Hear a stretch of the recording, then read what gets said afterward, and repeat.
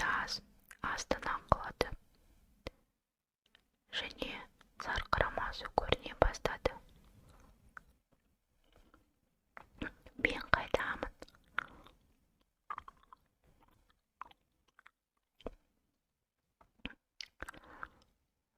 Су қайнап, астан ағудың орнына үстіге көтеріле бастады. Мен ұйықтап жатқан болармын.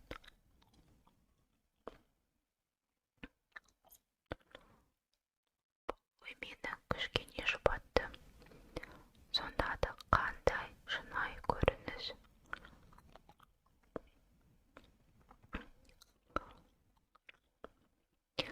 Артымда үлкен ағаштар мен орман көрінді.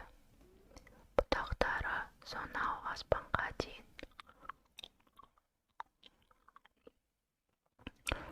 Артыма қарап тағы астындағы көрініске көзім түсті. Алға.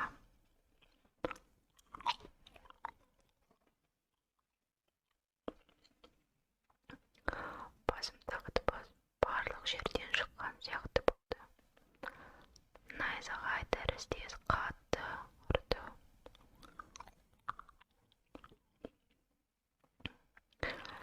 Мен бұл дыбысқа мән бермей тұра берсем, жаман бір нәрсе болатынын сездім.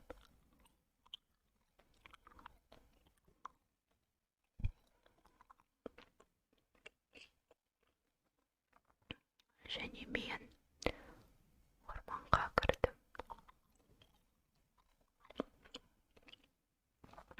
Енді суға секірмеймін ғой.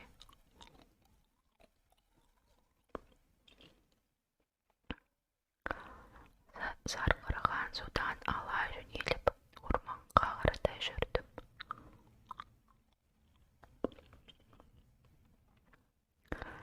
Ағаштың бұтақтары қол бетімді тырнап, тобығымды қытықтай бастады.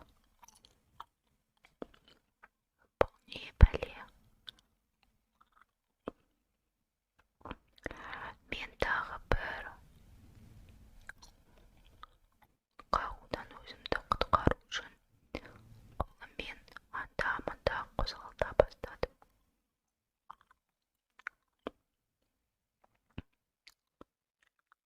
Бұл жердегі дыбыстар мені тоқтатып тыңдауға мәжбүр еткізді. Бұл жер енді түске келе қоймайды. Дыбыстар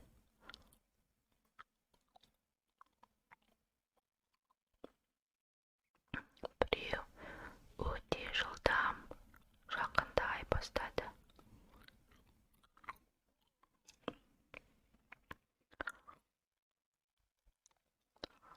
Мен әрдайым артыма қарап, бірақ жүре бердім. Дыбыстар тоқталып, сақтықпен өсімдіктер тоғысу жеріне көзім түсті.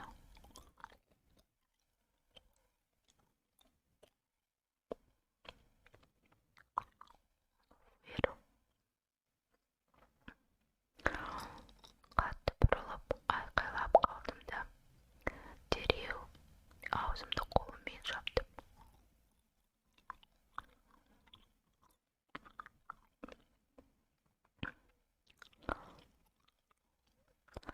Ол ақырын ғана басын бірінші бір жаққа, содан соң екінші жаққа бұрды. Шыдамағандай табанын таптап, сосын иіле бастады. Выр. Барлығы жыпылықтап, теңселіп, содан кейін ғайып болды.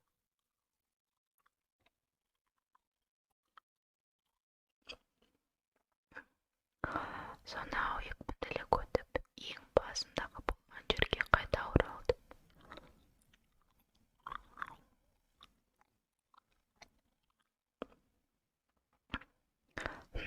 Жаман емес, бірақ мен сені тұңғиыққа секіреді деп үміттенгенмін.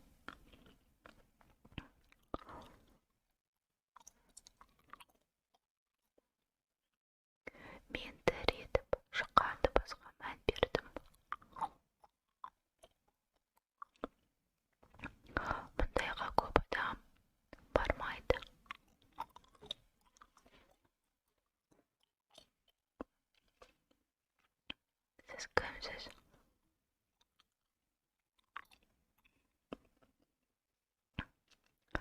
Жауап қайтарудың орнына ол артындағы қанатын жайды.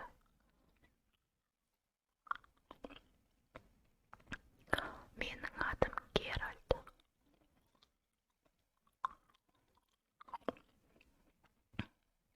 Орманның ішінен әйел мен ер бала шықты. Олардың артында қона секіріп біртүрлі айуан шықты. Фейр, қандай сұлу қыз едің. Емтиханды өтуіңмен құттықтаймын. Қасындағы жігіт сөз айтпай тек қана бағалаушы көзқараспен қараған болды.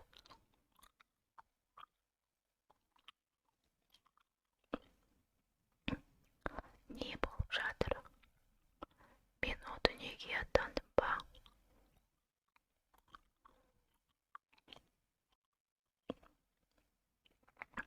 Тез түсінді.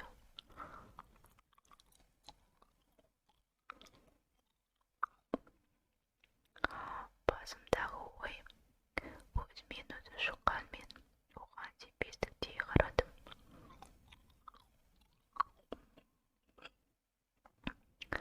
Мені жұбатам деп сол әйел менің қолыммен түртті. Дүрбелең басыла бастады.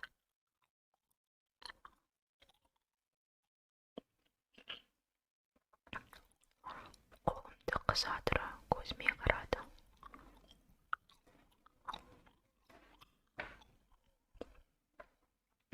Менің есімім Месселина, ал бұл Энди.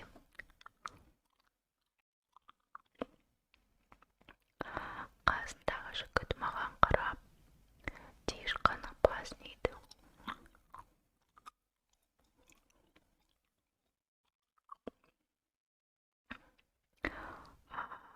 Мен не болып жатқанын білгім келеді. Дауыс айғайға ұласты. Геральттың күліп, ал Эндидің мүлдем үнсіз тұрғаны жыныма тие бастады.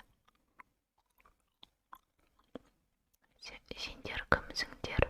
Жауап беріңдер. Сенің мінезің дауылды, я? Білемін, оған сену қиын, бірақ сен қайтып кеттің.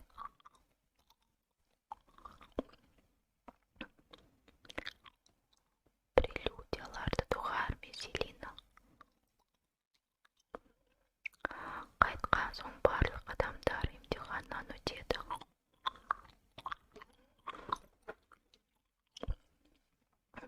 Көбі сен сияқты орманның ішіне кіріп, теңіз айдағарына кездеседі. Оның есімі Фейр. Фейр.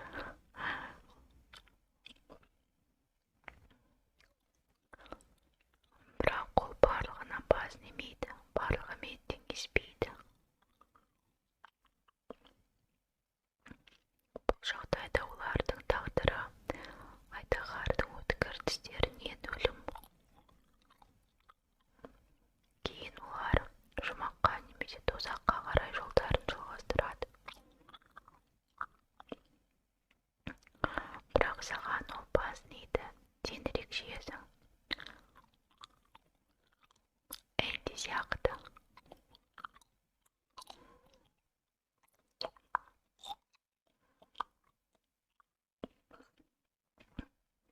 Ол оны арқасынан әрең итеріп жіберді. Бірақ ол кірпігінің астымен басын сәл жайғаған сияқты маған қарады.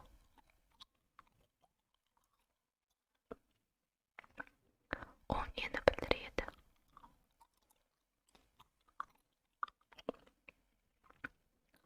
Таңдалған адамдар үшін біз періштелер мен жындар мектебін түсуді ұсынамыз.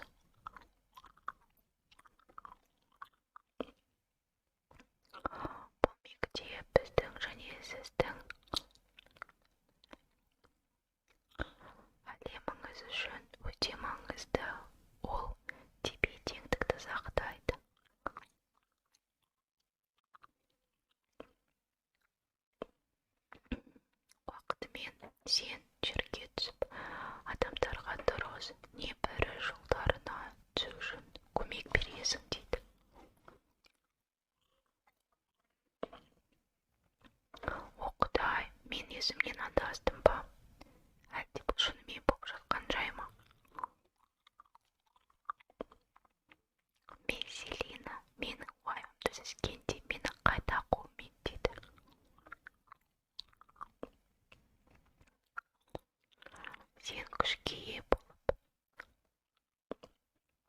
өлместікке басқаша қарайтын боласың. Алдыңда жаңа жолдар ашылады.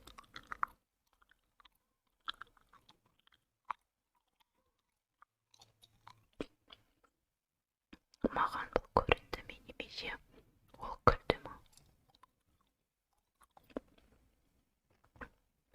Аспан жарқ етіп, су гравитацияға мінгендей бір мезетте астыға аққан сияқты болды. Бірақ тағы үстіне аға бастады.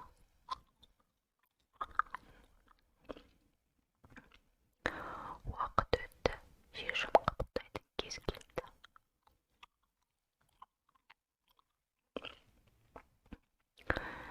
Сіз менен жауап күтіп отырсыз, бірақ мен ештеңе түсінбестен қалай келісемін?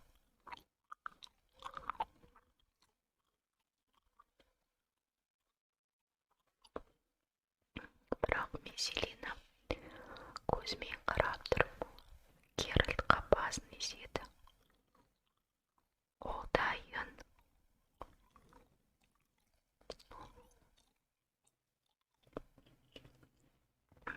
Геральт менің арқамнан қақты.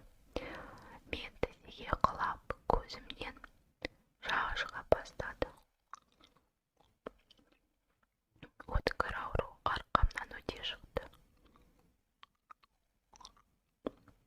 Мен айқай салдым да өз айқайымнан қорқып бірден үнсіз қалдым.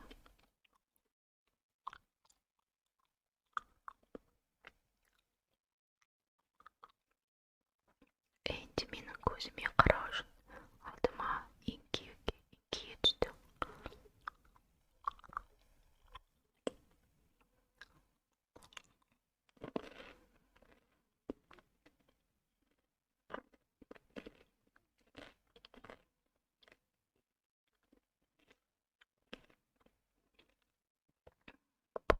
Біздің басымыздан өтетін жай. Демал.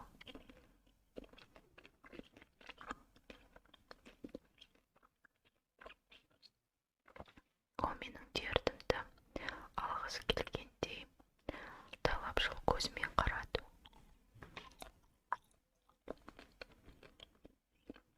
Бірақ ауырсыну күшейе бастады.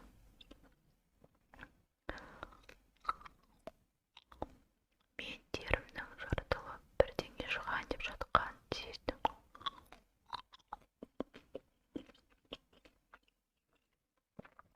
Оларды босады. Олар өздерін еркін сезінуі тиіс.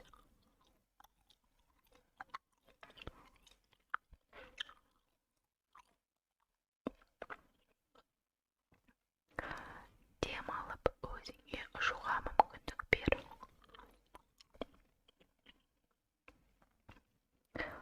Мен басымды көтеріп оған қарадым. Оның жүзі жайбарақат болды.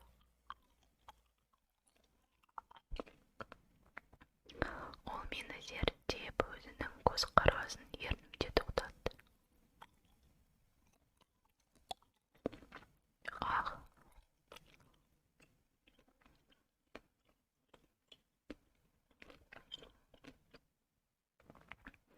Дыбыстар шыға бастап, содан қанаттардың қағуы естілді.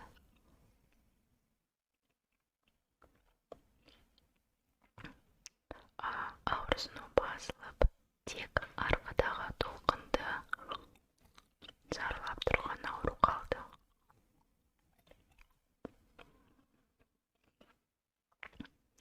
Мен артыма қарап қатып қалдым.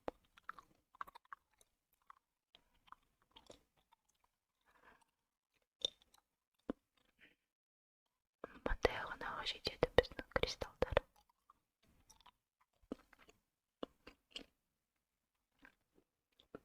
Енді сен бізбен ортақсың. Бұл түсінікті. Басқа нәрселер туралы саған мектепте айтатын болады. Мен әлі де көзіме сенбей, қанаттарымды жайдым. Жерге бірнеше тамшы қан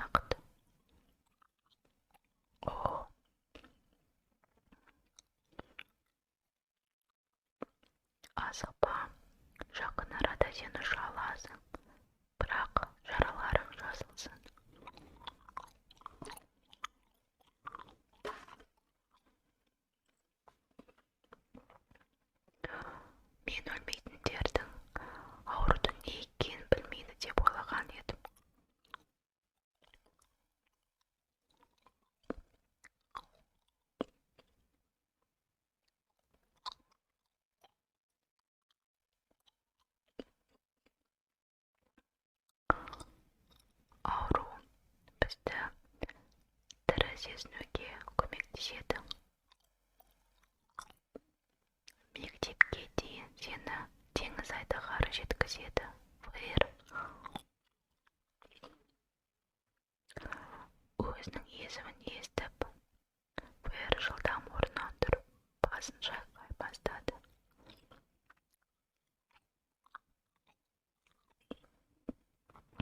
Энди, барлығын айта жатарсың, иә?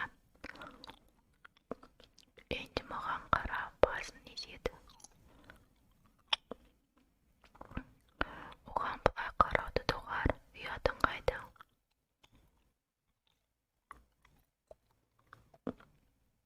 Геральт менің белімнен ұстап, Флэрдің үстіне отырғызды.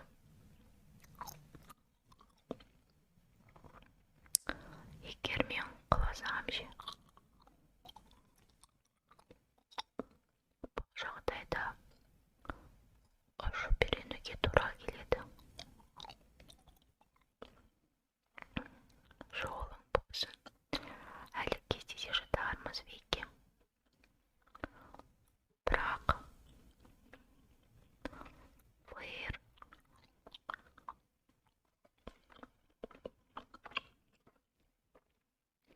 айдаһар мені жақсылап отырғызу мақсатымен қозғала бастап аспанға ұша берді.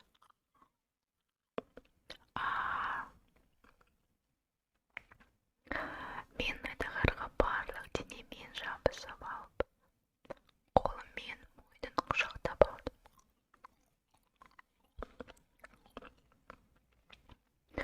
Желдің қатты ұрып тұрғаны соншалықты қандай жылдамдықпен келе жатқанымызды білгім келмейді. Қорықтым. Көзімді қатты жұма бастадым. Ей, бұлай барлық қызықтан қалып қоясың. Оның дауысын естіп, мен көзімді аша бастадым.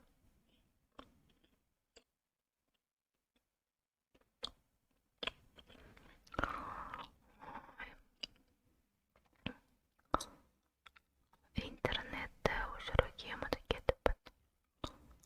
Ең маңызды нәрсені.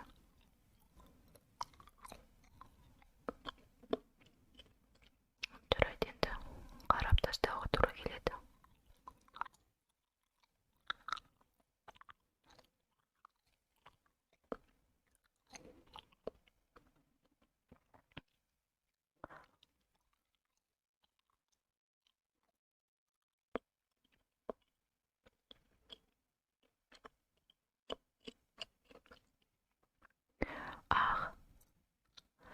Қандай ғажап. Ғажайып сезім барлық қорқынышты басты. Мен бір қолымды шығара тұра, мақтадай аспанға тигіздім.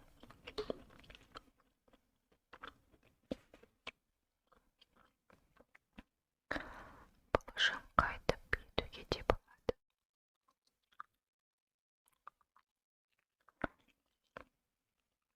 Бір мезетте көзім жасқа тола бастады. Бірақ жетсем емес. Мен жылай бастадым. Айдаһарды құшақтап жұбату істедім. Мен өзімді, өз өмірім туралы қайғырып жатқанымды түсіндім. Мен қайтып кеттім, ал менің әкем ше? Жылау кеудемді өртеп барады.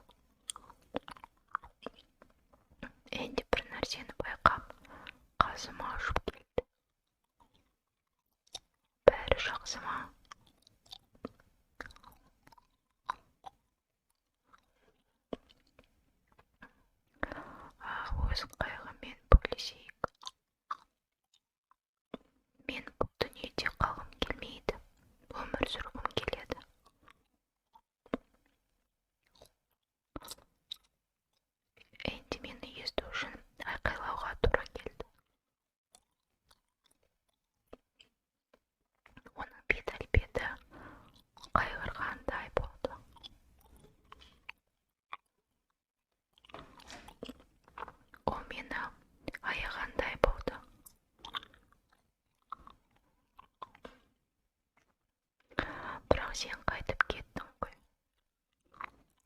Уақыт өте келе сен көнесің.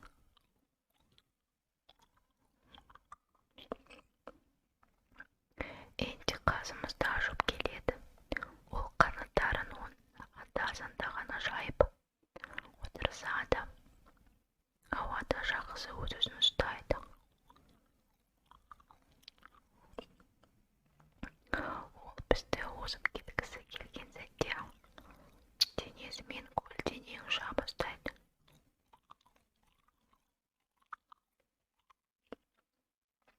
Ол кезде Энди қанаттарымен қатты және де жиі қағып, оның жылдамдығы ұлғая түседі.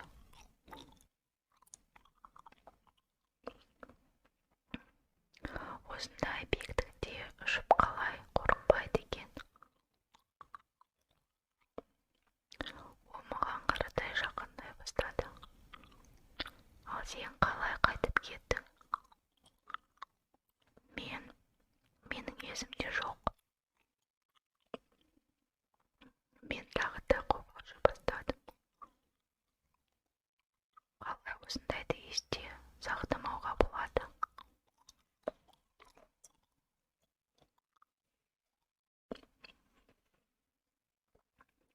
Мен басымдағы болған өмірімді еске түсіре бастадым.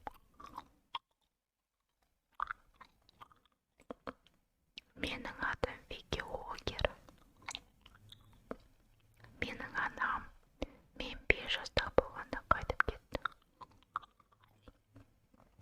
Біз әкемізбен Паркин-стритте тұрамыз.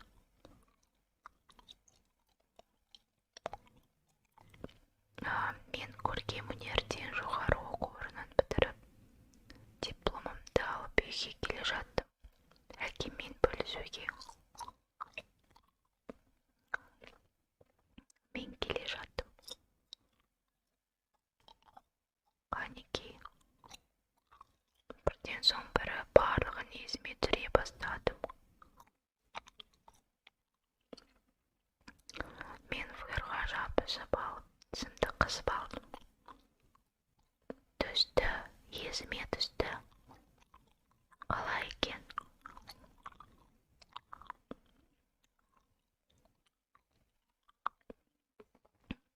Рөл, жол бойы, пейзаж.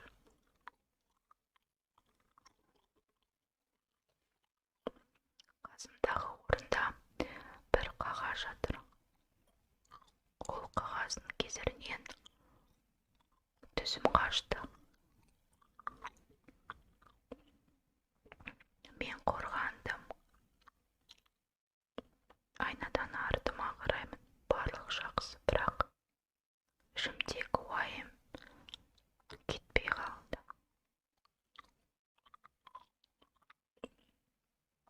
Трассаға шығып айнаға қараған сәтте менің соңымнан қара минивэн келе жатыр. Мен қобалжи бастаймын. Осы көлік менің артымнан жол бойы келе жатыр. Жылдамдығымды көбейте түстім. Минивэнде менің соңымнан. Бұл не бәле тағы?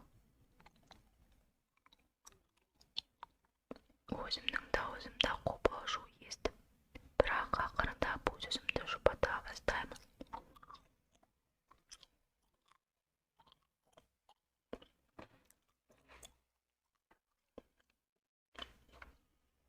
Не істейміз? Жолсыз трассаға шығақ. Рөлді бұрып, жолсыз трассаға шықтым. Бұл жерде орман ғана. Ары қарай жол жоқ. Минивэн әлі артымнан келе жатыр. Көз өзімді тығудамын.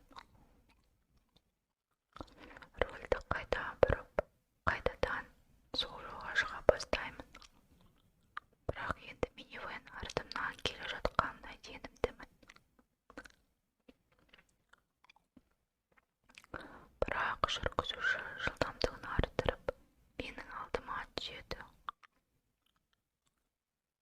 Ол не істеп келе жатыр? Мен бетімді бұрып, бірақ ешкімді көре алмадым. Содан соң бах!